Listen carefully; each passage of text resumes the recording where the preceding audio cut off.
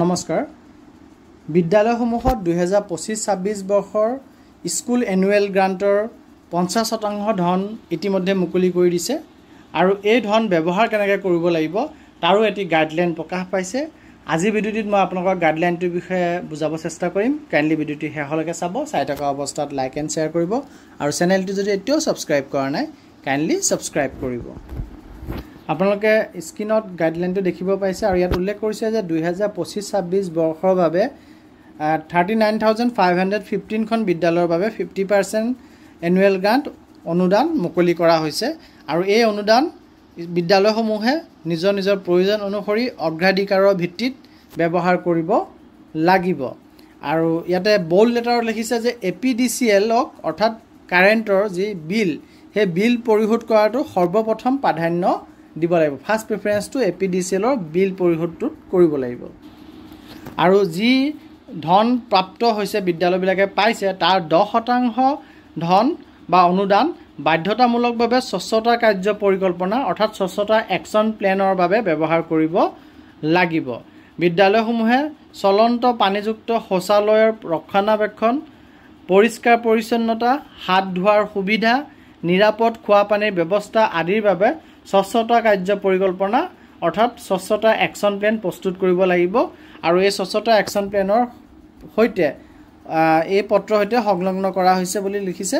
অৰ্থাৎ স্বচ্ছতা একশ্যন প্লেনত কি কি কাৰ্য গ্ৰহণ কৰা উচিত সেই কথাখিনি ইয়াত উল্লেখ কৰিছে আৰু স্বচ্ছতা একশ্যন প্লেন মোৰ এটা ভিডিঅ' ইয়াৰ ওপৰত দি থোৱা আছে, কিদৰে কেনেকৈ স্বচ্ছতা একশ্যন প্লেন বিদ্যালয়ত বনাব লাগে।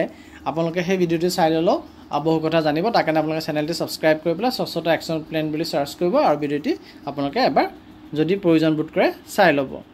আৰু ইয়াতে কি কি কাৰ্য কৰা উচিত সেইটো উল্লেখ কৰিছে যে বৃক্ষৰোপণ, পৰিষ্কাৰ পৰিচ্ছন্নতা অভিযান আদি বিদ্যালয়ৰ প্ৰাংগণৰ ভিতৰত তথা বাহিৰত কৰিব লাগে, যেনে শ্ৰেণীকক্ষ, বিদ্যালয় উদ্যান, বিদ্যালয়ৰ খেলপথাৰ, ওচৰৰ পৰিৱেশ, গাঁও সভা আদি আয়োজন কৰিব পাৰি। আৱৰ্জনা পুনৰ ব্যৱহাৰৰ প্ৰতি ছাত্ৰ ছাত্ৰী, শিক্ষক আৰু অন্য কৰ্মচাৰীসকলৰ মাজত সচেতনতা বৃদ্ধি কৰাৰ উদ্দেশ্যে বিদ্যালয়ৰ বিভিন্ন স্থানত পুনৰ ব্যৱহাৰ দানি অৰ্থাৎ ৰিচাইকেল বিন স্থাপন কৰিব পাৰি। 3 নম্বৰ দিছে বিদ্যালয়ে সপ্তাহত এটা দিন নিৰ্ধাৰণ কৰি তাক পৰিষ্কাৰ পৰিচ্ছন্নতা দিৱস হিচাপে ঘোষণা কৰিব পাৰে, য'ত সকলোৱে নিজৰ বিদ্যালয় বা ওচৰৰ স্থানসমূহ পৰিষ্কাৰ কৰাত সময় ব্যয় কৰিব।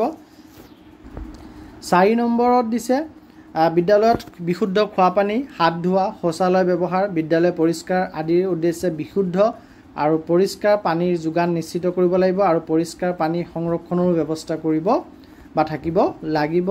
5 নম্বৰত দিছে পানীৰ উৎসসমূহ আৰু হাত ধোৱাৰ সুবিধাসমূহ নিয়মিতভাৱে পৰিষ্কাৰ কৰি ৰাখিব লাগিব আৰু সেইবোৰ চাইল্ড ফ্ৰেণ্ডলি হ'ব লাগিব। বিদ্যালয়ে নিয়মীয়াকৈ পানী সংগ্ৰহস্থল আৰু পানীৰ উৎসসমূহ পৰিষ্কাৰ আছেনে নাই সেইটো পৰীক্ষা কৰিব লাগিব। লগতে শৌচালয় আৰু সঘনাই ব্যৱহৃত অন্যান্য স্থানৰ হাইজেন ৰক্ষা কৰিব লাগিব।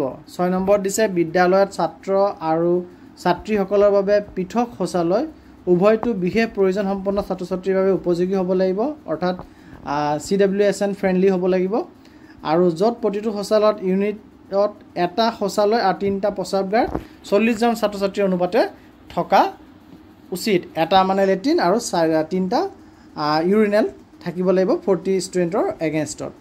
আৰু 7 নম্বৰত দিছে গাঁও অঞ্চলৰ ছাত্ৰ ছাত্ৰীয়ে নিজৰ গাঁৱৰ ওচৰৰ সকলো ঘৰত গৈ মুকলি ঠাইত শৌচক্ৰিয়া নকৰিবলৈ আৰু তাৰ অপকাৰিতাৰ বিষয়ে তেওঁলোকক অৱগত কৰাব পাৰে আৰু তেওঁলোকক শৌচালয় ব্যৱহাৰৰ বাবে উৎসাহিতও কৰিব পাৰে। আৰু 8 নম্বৰত দিছে স্বচ্ছতাৰ ক্ষেত্ৰত ছাত্ৰ ছাত্ৰীৰ মূল্যৱান অৱদানৰ বাবে উৎসাহিত কৰিবলৈ পুৰস্কাৰৰ ব্যৱস্থা কৰিব পাৰে আৰু পুৰস্কাৰ ক্ৰয় কৰিবৰ কাৰণে সেই ধন এই স্বচ্ছতা একশ্যন প্লেন অনুসৰি যি 10% ধন স্কুল এনুৱেল গ্ৰান্টৰ পৰা ব্যৱহাৰ কৰিব তাৰ পৰা ল'ব পাৰে। আৰু ইয়াৰ লগতে উল্লেখ কৰিছে যে এই গোটেইখিনি ধন বা 10% ব্যৱহাৰ বাৰ্ষিক বিদ্যালয় উন্নয়নৰ নিৰ্দেশাৱলী আৰু স্বচ্ছতা কাৰ্য পৰিকল্পনা অনুসৰি 25 আগষ্টৰ ভিতৰত ব্যৱহাৰৰ বাবে নিৰ্দেশনা দিব লাগে আৰু ইউটিলাইজেশ্যন চাৰ্টিফিকেট সঠিকভাৱে সংৰক্ষণ কৰিব লাগে। আৰু এই অনুদানৰ সঠিক ব্যৱহাৰ হৈছে নে নাই ইয়াৰ কাৰণে DPO, সমাজ জড়িতকৰণ আৰু বিশেষ লক্ষিত গোট আৰু বিত্ত আৰু গাণনিক বিষয়া অৰ্থাৎ একাউণ্টেণ্টসকলক দায়িত্ব অৰ্পণ কৰা হৈছে আৰু ডিজিটেলি চাইন কৰিছে আমাৰ মিছন ডাইৰেক্টৰ ডক্টৰ ওম প্ৰকাশ ছাৰে। গতিকে বিদ্যালয়সমূহত 50% ধন সোমাইছে স্কুল এনুৱেল গ্ৰাণ্টৰ আৰু তাৰে 50% ধনৰ প্ৰথমতে আমি ব্যৱহাৰ কৰিব লাগিব APDCLৰ যি বিল আছে সেই বিলসমূহ ক্লিয়াৰ কৰিবৰ কাৰণে